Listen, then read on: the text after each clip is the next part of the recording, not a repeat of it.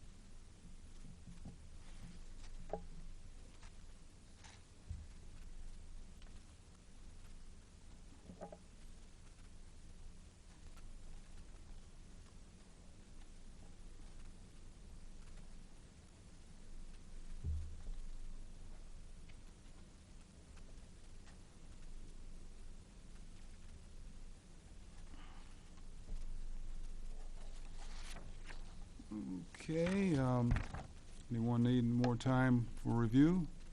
If not, I'll entertain a motion for approval. I have one Yeah. correction. Bottom paragraph on the first page, my name is misspelled. I don't know if it makes any difference, but it's Bengtson. My apologies. I'll make sure to change that. Okay. Do we have a motion for approval with the correction?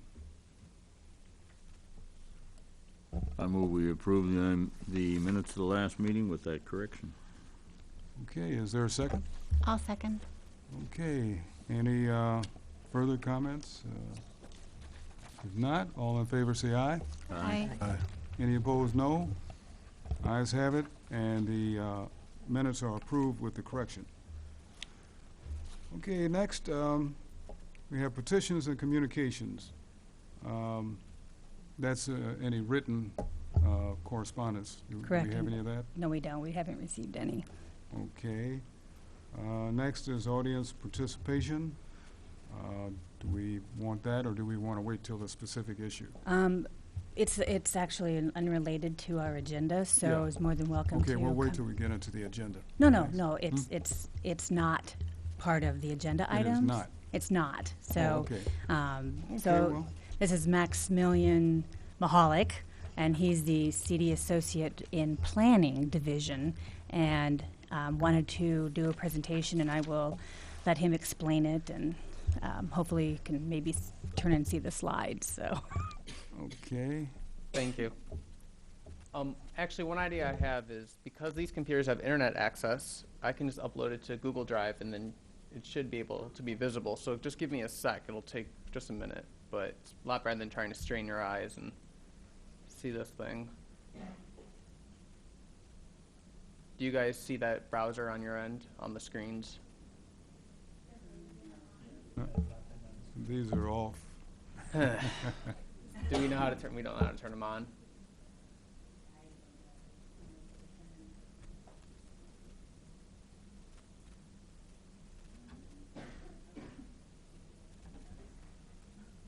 Okay, well.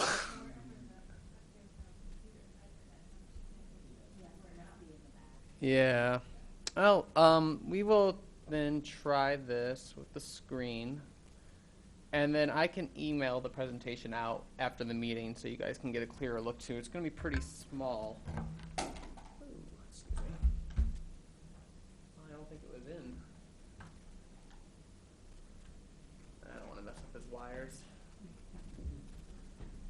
So, as a part of my capstone for my graduate degree in urban planning, I did a project focusing on the area centered at Silver and Vodder.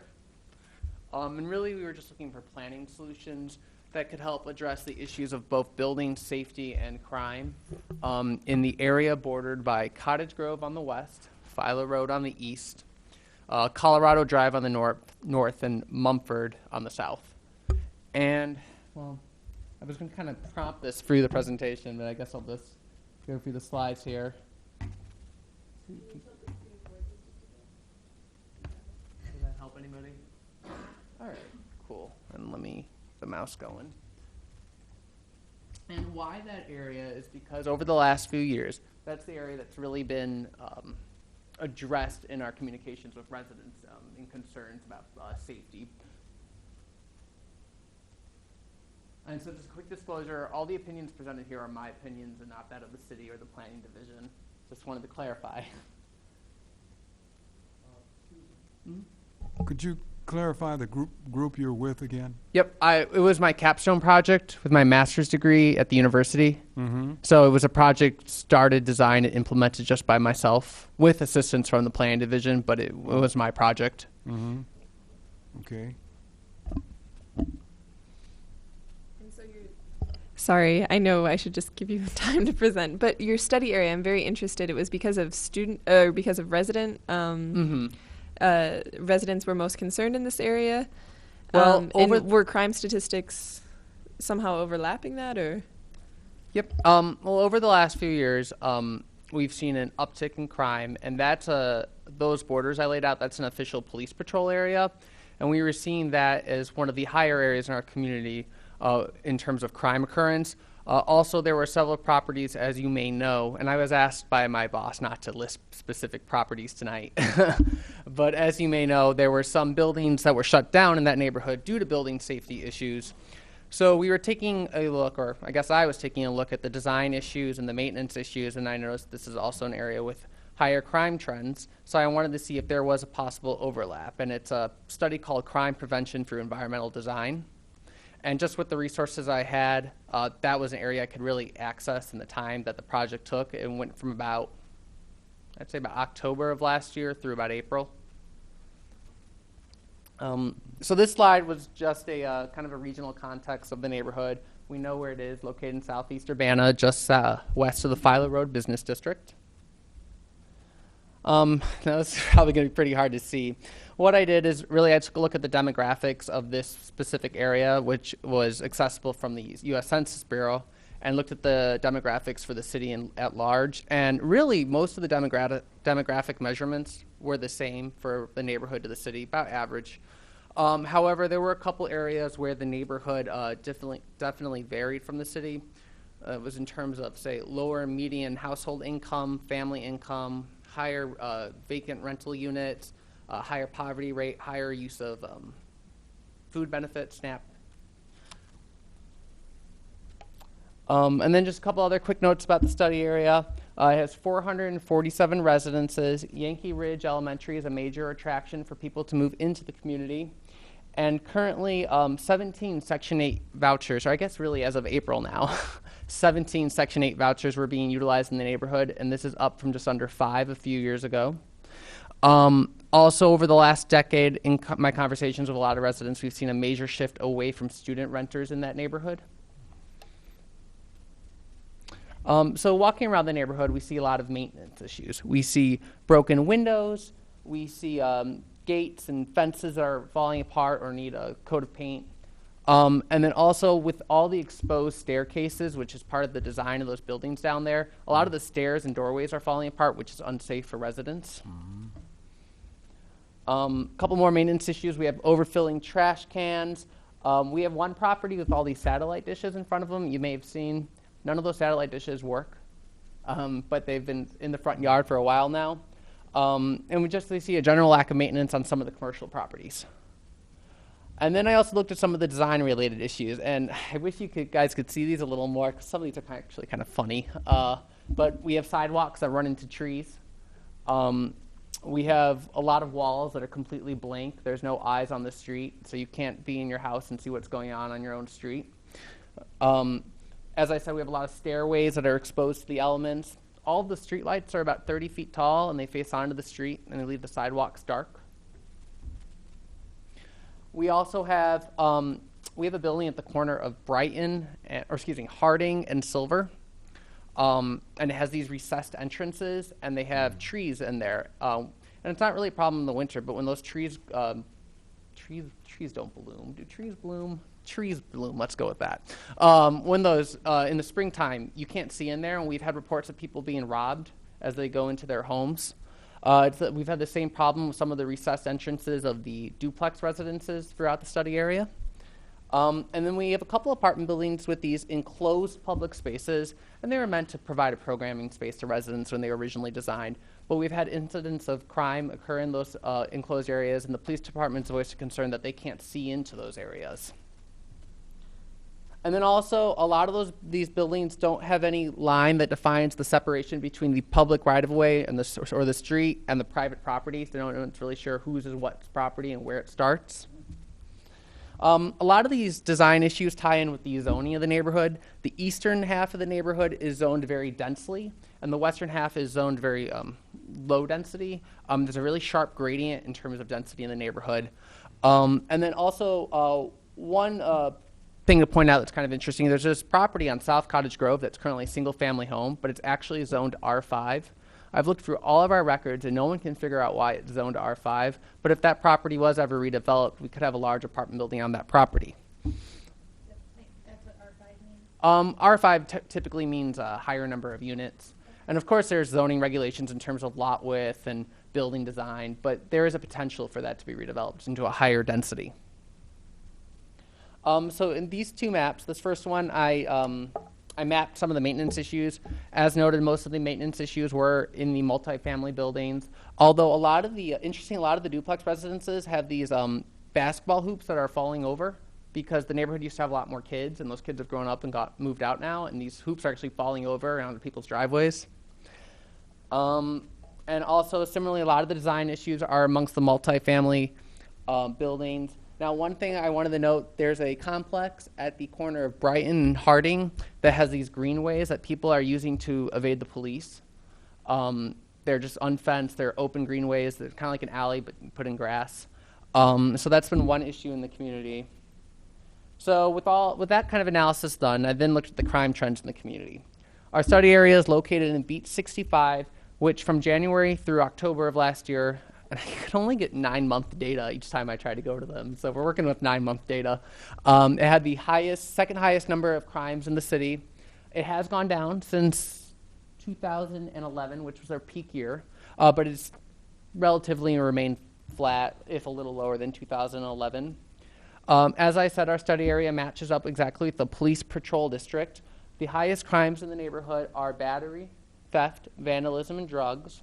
We have seen a significant decrease in weapons charges excuse me, I apologize. Let me correct myself. I've seen a significant decrease in motor theft, burglary, and vandalism.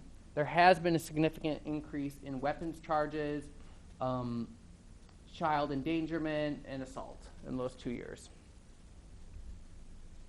Yeah, I guess that would be 2 or 3 years. Sorry, 3 years. Sorry? What years were those? 2012 to 2014, so 2 years. And then I took the maintenance and design issues and kind of overlapped it through GIS with the crime data. And really we saw a lot of the crime incidents occurring in the multifamily buildings, but particularly those with some of the design issues I discussed. So then I took a look at what Urbana's responses have been over the last few years. In 2007, we had the rental registration program as a tool to regulate landlords, and that has generally been seen as a success in the community. However, interestingly, in my discussion with some of the property managers in the neighborhood, one concern they have is when a regulation is updated with the city, within the city, the managers aren't or landlords aren't technically or necessarily informed. And then sometimes the city will, through the rental registration program, will want a manager to correct something on a property, but they need the funding from the landlord first. And if the landlord takes a few months to get the funding to the manager, then the manager is in violation, and it's a problem that just builds up. In 2010, we saw the aggravated nuisance ordinance come into effect. That has been very effective at several properties at trying to minimize both building safety issues and crime-related concerns in those buildings. In my discussions with the police department, though, one thing was voiced was they would like to see a situation where if a landlord had one building here and another building next door, and he was required to have a nuisance or a safety plan from the aggravated nuisance ordinance enforced at this building, the police department would also like to see it enforced at the neighboring building, because often the problems will just spill over. We've seen a couple attempts at neighborhood watch programs set up, but those have pretty much ended. And we have seen a successful response by the police department in terms of community policing, more patrols, more different types of patrols, so biking, walking, the police relating with residents, although I did speak with a couple of apartment tenants who thought that the police department related more with the homeowners in the neighborhood versus the tenants of the multifamily buildings. So what can the planning department do for some of these issues? Well, there's a couple main planning paradigms. You might know of LEED neighborhood design or APA smart principles of growth, which really provide these great ideas about how to establish a community, but then you get into the details and it's kind of vague. They suggest promoting eyes on the street or ensuring access for emergency responders, but they don't provide direct advice on how to reach something within certain neighborhoods. Fortunately, though, there is one paradigm that is growing in popularity, and that is crime prevention through environmental design, or CPTED. Now, personally, I'm changing to the SPTED, because for me, safety involves both crime and building safety. Fortunately, CPTED and CPTED are pronounced the same, so that works for me. And this paradigm includes 4 areas. It includes natural surveillance, territoriality, maintenance, and access controls. So natural surveillance, eyes on the street. Maintenance, showing that someone lives here or someone cares about this property. Don't commit an illegal activity. Someone is here and we care. Access control is obviously safety through safe fences, doors. And territoriality, that's another case of showing where the private property line starts.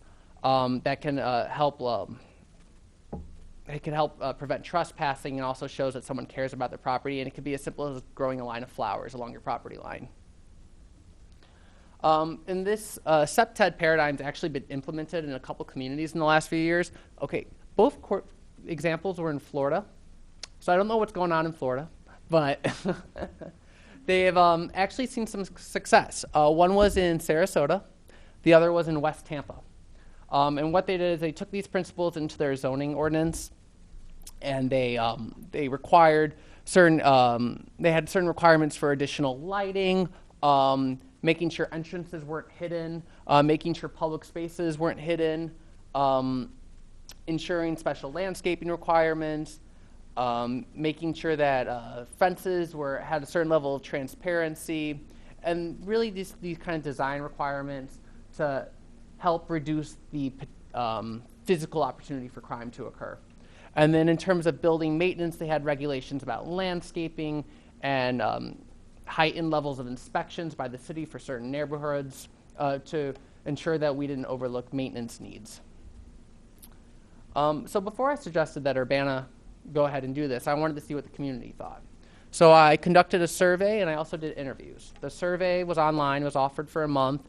Most of the respondents were the homeowners, which isn't very representative of the neighborhood's population.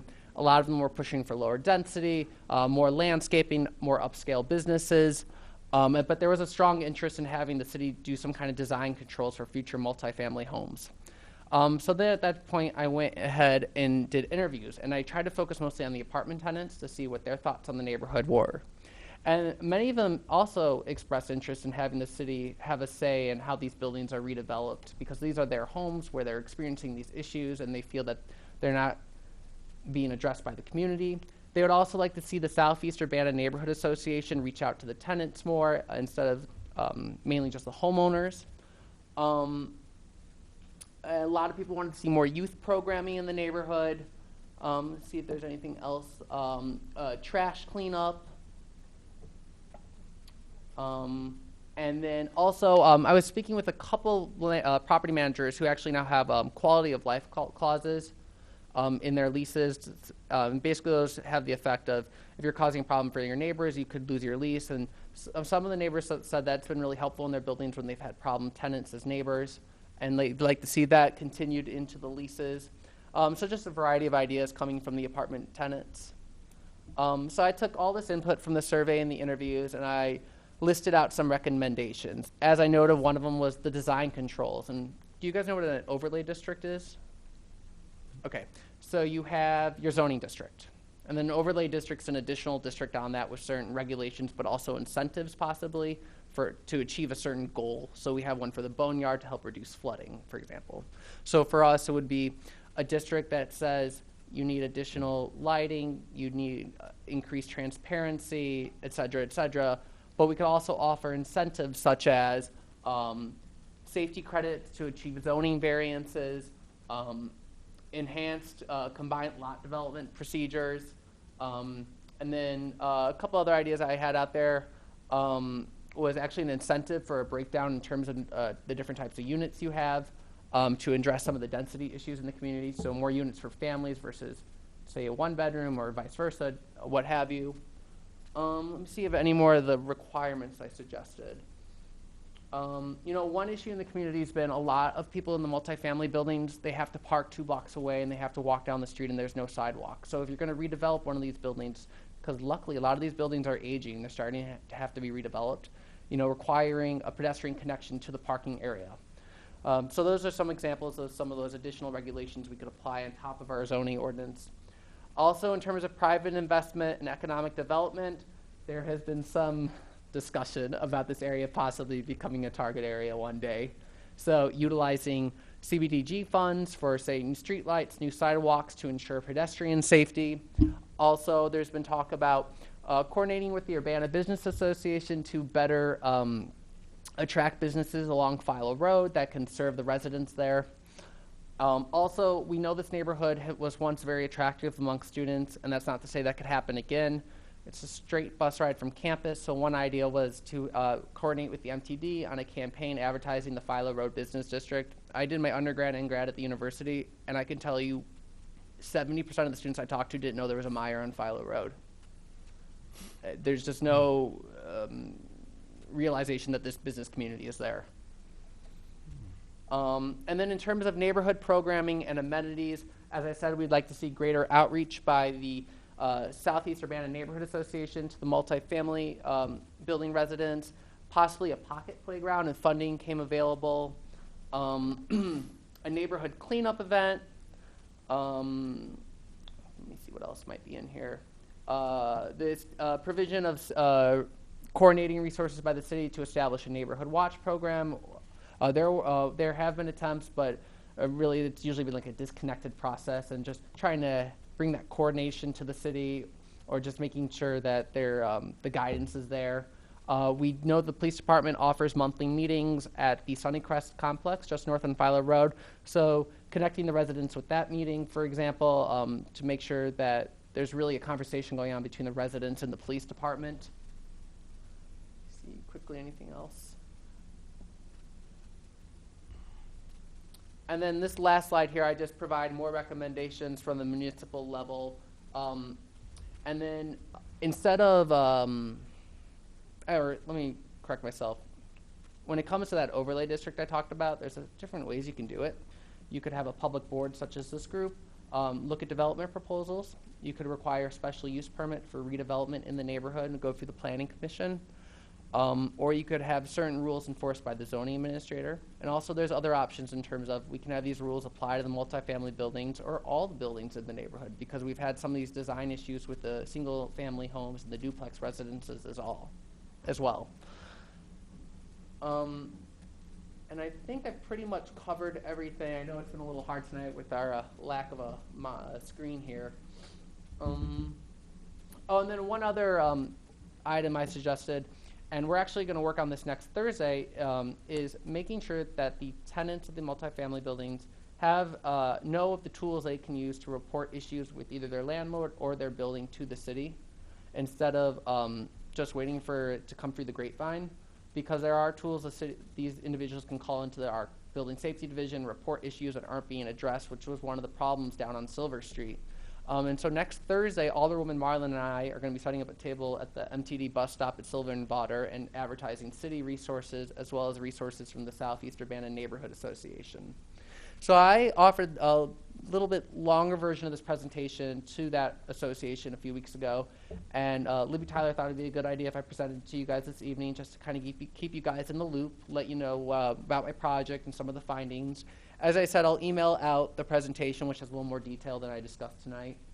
Oh, and then I just have a quick caveat. Obviously, a lot of these solutions would need some work, and some are more long-term than others, but they're just ideas we can begin working with. If you guys have any questions for me, please feel free to ask. I thank you for your time.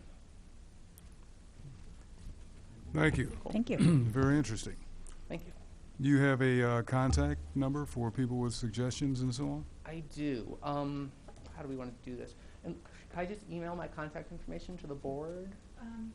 Sure, or you could send it to me and I can email it out.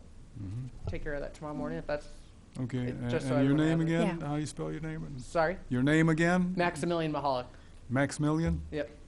Mahalik? Yep. Okay. Well, I will send the PowerPoint presentation out, which will have Max's contact information on it. Cool. Sweet. If I might ask one question, with regard to some of the proposed changes, et cetera, there or recommended changes. If you cited Sarasota, and I forget where else in Florida you said those would be done.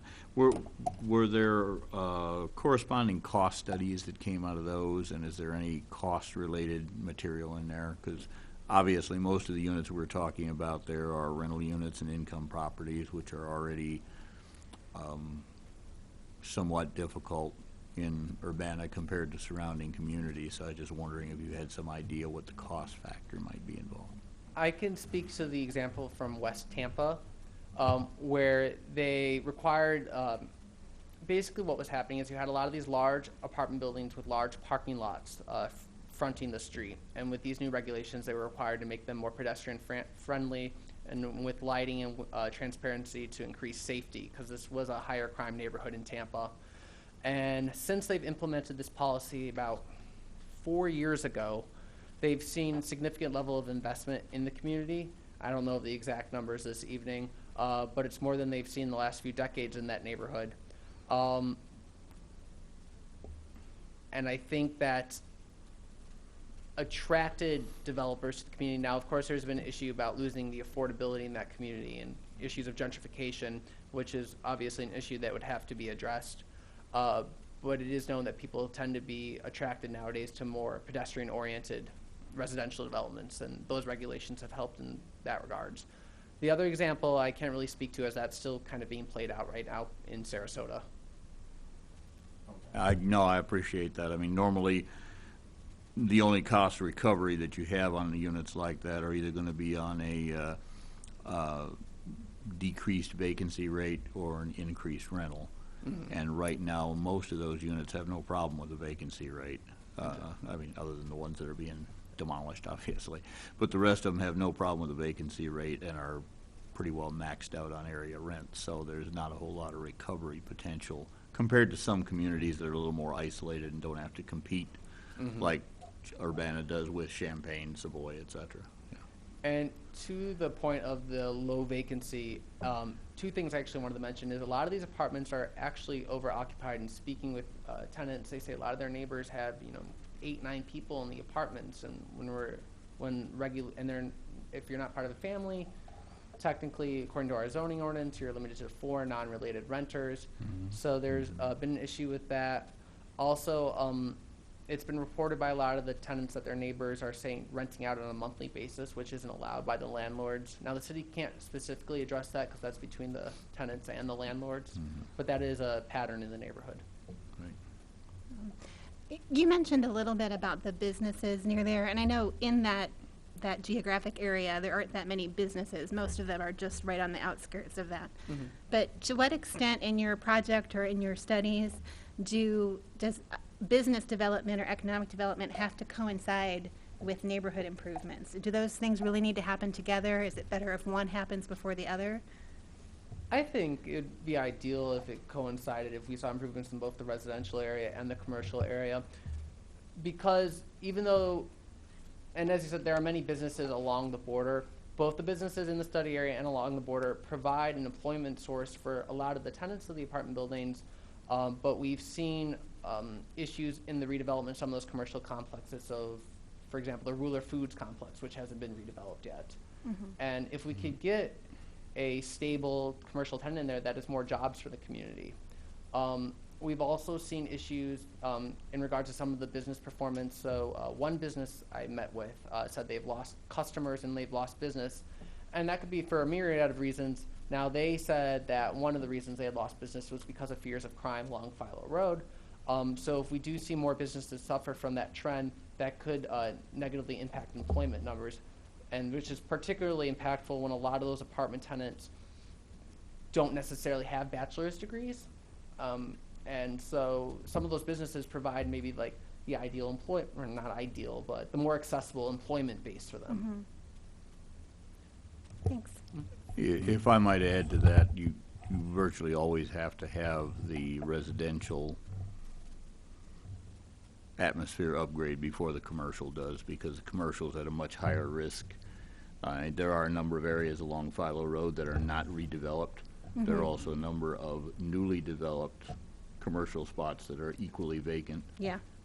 That's got about the highest proportion of or percentage of vacant commercial property of almost anywhere you can find in the Tri-City area. Yeah. And it's always going to be an economic factor. If you can't, if a commercial operation is worried about either the safety of their employees or the safety of their clients, the amount of business they're going to get, they'll never relocate there first if there's other available places. Yeah. Well, and I know there have been several more small businesses that have advertised their opening and then haven't opened. So a couple restaurants, there are a couple of mostly packaged liquor stores that actually the neighborhood came to talk to the mayor to say that they didn't want them. So I know that there's been some back and forth with that as well in the last couple of years. So yeah, it seems like some people try and then fail. And the coffee shop on the nicer, more higher end southeast corner at Windsor and Philo, that coffee shop there is closing even. So certainly not seeing an uptrend in business.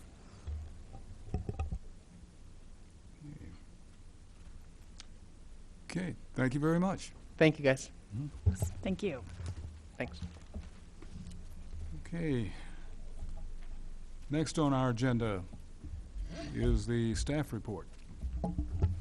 Okay, you have your copy of the staff briefing. I'll just point out some of the highlights. Regarding HUD activity, there was an environmental review training in Indianapolis the end of June, beginning of July that I attended.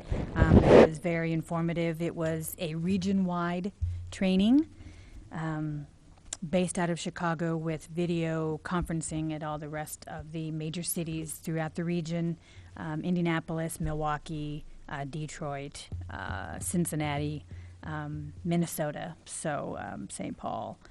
So it was very good. And so as a result of that, we've gone through and done our environmental reviews for our projects and are actually, I believe it's out for public comment. We have an ad out, so that's good. And then you can see other activities and accomplishments.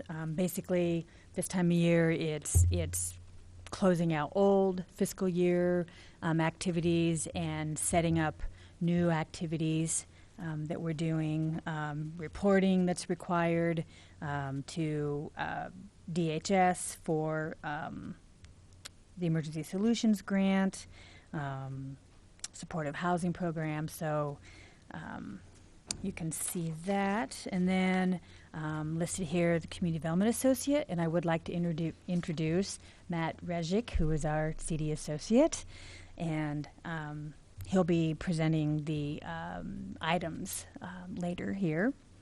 And then also you can see the different projects that Randy Burgett, rehab coordinator, did, and meetings that we attended. So that's our report. If you have any questions, please let me know. Okay, any questions? If not, thank you very much. You're welcome. Okay, we'll move on. I'm sorry, I have one more thing. Okay. That's something that I forgot to mention. It's just came up. We applied or put a bid into with the City of Champaign for a regional neighborhood networking conference. Myself and Robert Myers, who was the previous planning manager, several years ago, we went to. It was in Peoria, and we presented a presentation on the Elnack neighborhood, Learman and Washington, and was well received. And so the City of Champaign asked if we would be interested in putting a bid in to host the conference here in Champaign-Urbana, and we assisted and we received the bid. So in 2016, it'll be a year from this fall, the conference will be here, and the neighborhood network, it's a regional, and it's communities throughout Illinois, Indiana, and other adjoining states. And it's networking about neighborhood issues. And so we will be hosting it here. And so we are putting together a planning committee. And as part of that, we were looking at somewhere between 2 to 5 Urbana residents that might be interested. So I've contacted some of the neighborhoods, groups to see if they might be interested in having somebody. We also thought maybe if there was any commissioner that might want to be on this planning committee over the next year. I don't know how often we'll be meeting, and we haven't formally set up when the dates and the times will be, but so far I've had one for one of the neighborhoods said that they're very interested. So I wanted to throw that out and see if anyone, 1 or 2 commissioners might want to be involved in this planning for this. So just, if you want to think about it and just let me know sometime this week, that would be great. So that was I didn't have that. I just got this email today, so it wasn't on my staffing report. So thank you. Okay. All right. We have no old business, so we'll proceed to new business. Under new business, we have our Community Development Block Grant Program, CDBG. And under that, we have the Consolidated Social Service Funding Pool subrecipient agreements for 2015 and 16. And we have 2 entries under that, Champaign County Regional Planning Commission and persons assuming control of their environment. Matt, you want to hit that? Sure. Okay. So, as you probably know, recently the City Council has wrapped up their discussion about distributing different amounts of consolidated social service funds to agencies that had applied, and they also decided how to spread out the $5,000 of Community Development Block Grant money, CDBG, that is also being used for this. And as the chairperson mentioned, the money will be distributed to 2 agencies and 3 programs. And the programs for Champaign County Regional Planning Commission are the Youth Assessment Center and Senior Services programs. And for persons assuming control of their environment, PACE, the program is their Personal Assistance Program. And the issue before the commission today is whether or not the CDC would like to forward the resolution approving the CDBG funds for this fiscal year of consolidated social service funds to the council for approval. And as noted in the memo, the application deadline for consolidated social service funds for agencies to apply ended on April 9th, and the city council wrapped up their discussion on July 13th. And the Grants Management Division, we will monitor each of the agencies, both the city-funded agencies and the CDBG-funded agencies, the ones that receive CDBG and city funds. The CDBG funding requires a little bit more fine-tuned reporting on part of the agencies just because of the federal funding, but we handle that as well. At the council's March 24th meeting, they developed a list of priorities for the Consolidated Social Service Fund. The first priority was seniors and youth, the second was homelessness, and the third was special needs populations. And all three of the programs put on by both of these agencies touches on at least one of those priorities. And the CDBG funding allocations, again, they're spelled out in the memo, but the Senior Services Program is slated to receive $1,500 total, $750 of which would be the federal CDBG funds. The Youth Assessment Center is slated to receive $3,800, $1,250 of which would be the CDBG funding. And the Personal Assistance Program is slated to receive $6,000, $3,000 of which would be CDBG funding. And the options before the commission tonight are to forward the resolution approving the CDBG agreements with Champaign County Regional Planning Commission, Senior Services, Youth Assessment Center, and persons assuming control of their environment, the Personal Assistance Program, to council with a recommendation for approval. The commission could forward the resolutions with suggested changes, or the commission could not recommend approval of the resolutions. There's no fiscal impact to the city general funds through these grant-funded programs because it involves federal grant money. And in terms of programmatic impacts, the CDBG funding would be in line with the directions laid out in the most recent con plan that was approved. And staff does recommend approval of the resolutions. It should also be noted that the agreements that were passed out in the packet are actually under review by the city attorney right now, so they are subject to change based on those comments, but that remains to be seen exactly how they would change. So are there any questions? Okay, just wanted to bring up something I brought up before, talking about the no fiscal impact to the city. I often like to mention that we are community development. We have community development funds.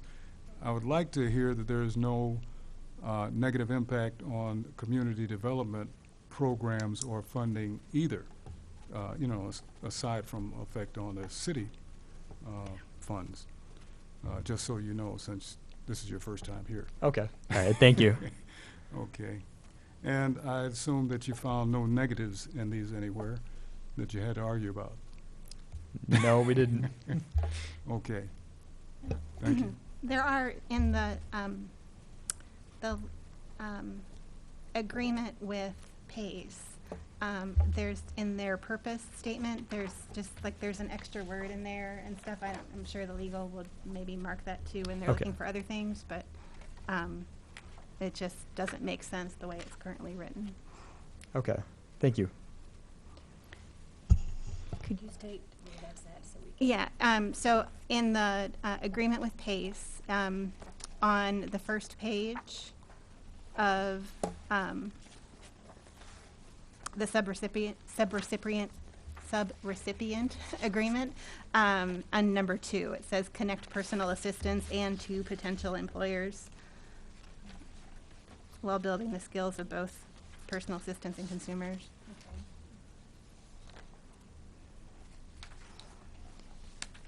And then I also was thinking when I read this. Oh, yes, I do. the other thing I was thinking when I read this, when it mentions employers and consumers on one, I think they're talking about the same person, like, so that you're connecting a personal assistant to someone who's going to employ them, but that's also the consumer Yes, of yeah. the service, and so it's kind of confusing, Okay. I think.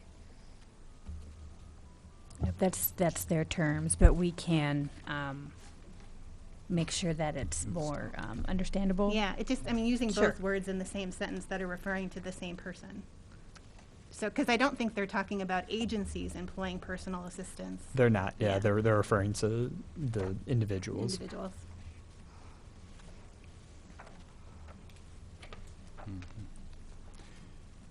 Okay. Any other comments? Just a question, I guess, for clarification purposes. If the city council and the township board reviewed these and approved the funding allocations on July 13th, we are forwarding them this for approval of what? This is for the community development block grant portion. For just that portion? Exactly. Okay. Yep. Yes. So it won't change the funding allocation, all it would do potentially is reshuffle, well, if it reshuffled the CDBG, though, it would change their total funding. Right. Let me clarify. Yeah, the council, the reason why, normally they vote the middle of June, and so that everything is ready for July 1st, but there was a lot of discussion on where the funding was coming, city general fund versus Cunningham Township, and how much it should come from each. And so there was a lot of discussion between council and then as the township board and with the supervisor. So it took them a while to figure out how much from each source. So example, the city's portion was like $70,000, of which $5,000 of that is the CDBG portion. So, so yeah, it's all included in the total amount of funding for this pool. Okay. I guess what my question related to along that lines is that this list says it normally does two options, and one would be forward resolutions with suggested changes. However, if the total amounts have already been locked in, et cetera, I'm not sure there are two options anymore. Yeah, unless the change would be that looking at another agency instead of these agencies. However, these, per the That's priorities closed. that were set by the commission, Right. these fit right into those Well, priorities. I'm not so- disagreeing with that, Sure. but I'm saying if the proposals are closed and the amounts have been fixed, I don't see any change recommendations or Okay. anything that could be made anyway, so this Okay, so we, seems somewhat a moot point. okay, well, we can make sure in the future to just have either yes or no and no maybe with changes, so, Well, it's not really, we've touched on this times in the past. yeah. This is not a recommendation for us about anything. We're not in the recommendation portion of this. The recommendations have been made and the votes Right. have been taken. It's more of recommending that council approve these One would agreements. sometimes call it a rubber stamp, so we can do that. Right, well, I mean, the funding might be fixed, but, I mean, these are in relation to the agreements Right. with those agencies. So it's, you are the first step in the process, coming to you and presenting and asking for your approval for these agreements, per se. Not actually the funding amount, but the approval for the agreements to forward to council so that they can approve the agreements as well. It's part of what HUD requires, that we do these agreements with subrecipients and then get approval from the commission and the council. I won't debate it. Okay. Commissions are normally advisory, and there's no advice after the fact. Yeah. Yeah. Any other comments? Okay, time to vote. I'll entertain a motion for approval or presentation of this in a different form, or whatever other motion you would like to make. Do I hear a motion? I'll make a motion. to approve it. To forward this? What's your motion? Make a motion to approve this written. Okay, to forward Forward to, to City Council's Yes. recommendation for approval. yes. Okay, is there a second? I'll second. Okay, we have a motion and a second to recommendation, to recommend this action to the City Council for their approval. Any other further comment, questions? If not, all in favor say aye. Aye. An- Any opposed, no? Ayes have it, and the motion carries. Okay, next, under new business, we have Emergency Solutions Grant Program. And under that, the resolutions approving subrecipient agreements for fiscal year 2015 and 16, consisting of Community Elements, Crisis Nursery, and Salvation Army.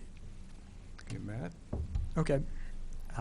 So as has been done previously with Emergency Solutions Grant, ESG funding, the city has been chosen by the Champaign County Continuum of Care to be the sole recipient of those funds, and then the city will subgrant those funds out to different subrecipients. And in this case, what's before us tonight is the issue is whether or not to recommend to City Council approval of the three subrecipient agreements with the Community Elements Time Center, Crisis Nursery, and the Salvation Army. As stated in the memo on June 24th, the city received notice from the Illinois Department of Human Services that we had received, or our ESG application had been approved for $51,652. And 2 days later, the city executed its agreement with Department of Human Services. And now the city is required to execute its subrecipient agreements with the three agencies that were mentioned. So again, the options before the Community Development Commission are to forward the resolutions approving the agreements, forward the agreements with suggested changes, or not to make a recommendation to the Urbana City Council for approval of the subrecipient agreements. As with the CDBG Consolidated Social Service Fund, there will be no impact on the City General Fund or Community Development funding. The total amounts for each of the subrecipient agencies are listed in the memorandum. Community Elements is slated to receive $21,406.10. Crisis Nursery would receive $6,239.81. The Salvation Army would receive $10,248.96. And the City of Urbana would receive $1,360.55 for administration of the program. A total of $12,396.58 would also be designated for direct street outreach activities. And again, the ESG funding, the uses of these funds is in line with the recently published consolidated plan, and staff recommends that the CDC forward the resolutions to the City Council with a recommendation for approval. Are there any questions about the ESG funding? Sorry, I had a question about the $12,000 for street outreach activities. What does that mean exactly? I'm sorry if that's somewhere else in the documentation that I didn't fully understand, but I would like a more detailed explanation of what Sure. that is. After the amount was determined and that what agencies would receive, there was this remaining amount, and so basically it was reserved for street outreach activities, which could mean possibly for the emergency family shelter when it comes online. The Canteen Run and Salvation Army, they do literally a street outreach and go to the streets and give water and food and clothing. So the money could be used for that. So there's several different purposes or agencies or that could use that. So basically, but it wasn't, at the time of the application, it wasn't determined exactly who would get the funding. So once we receive the funding, what we will probably do with the continuum is have an application process for agencies to apply for that funding, and then whichever agency has the best application, we would then they would then receive that money for their program. Is there a method, I have a question, is there a method in reference to reaching these street outreaches, is there a method of getting the word out that these activities are going on to the general public so that they know, that they are aware that these agencies are reaching out to them? As far as I know, the agencies that They have their own. here, and then other agencies that provide services to the homeless, I do believe that they do outreach and marketing. Specifically where they go, I'm not sure, but I know they do try to get the word out about their services within the community.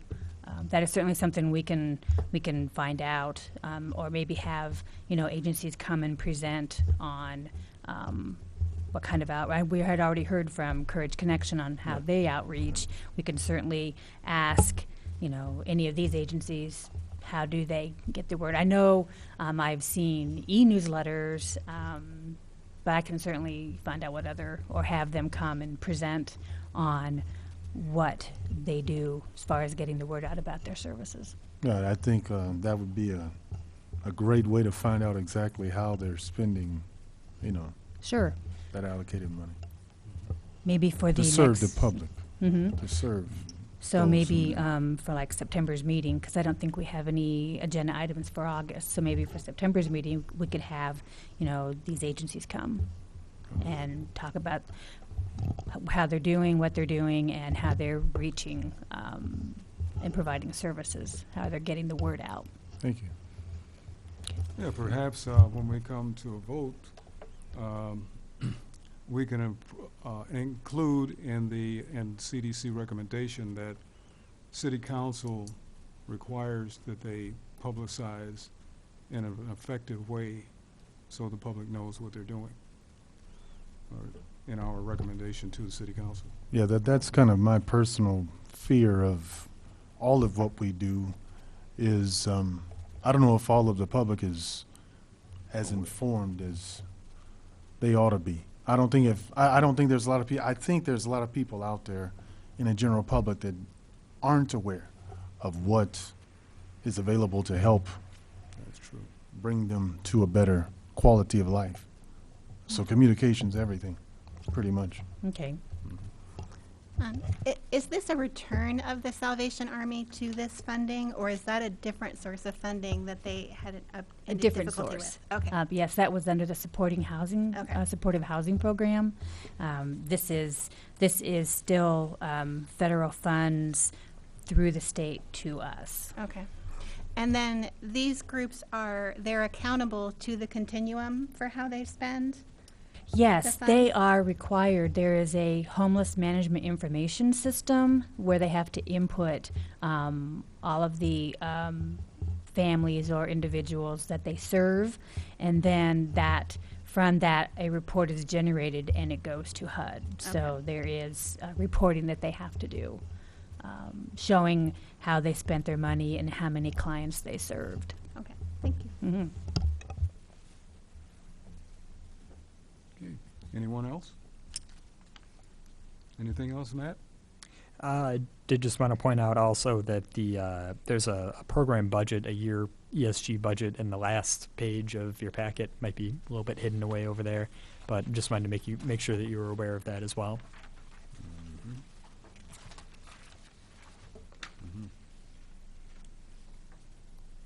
Otherwise, that's it. Thank you very much. Okay, at this point, I'll entertain a motion for recommending this to City Council for approval, or some modifications to it, or whatever the wishes of the commission are. Would someone like to make a motion?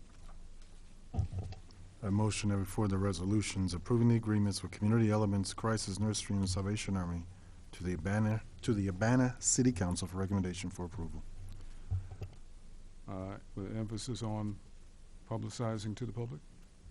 Certainly, with the emphasis on communication with the general public. Okay. Yes. Thank you, Is- sir. Is there a second? I will second. Okay, we have a motion and a second. Any further questions, comments? All in favor, say aye. Aye. Any opposed, no. Ayes have it, and the motion is approved. Okay, we don't have a study session for anything, and our next agenda item is adjournment.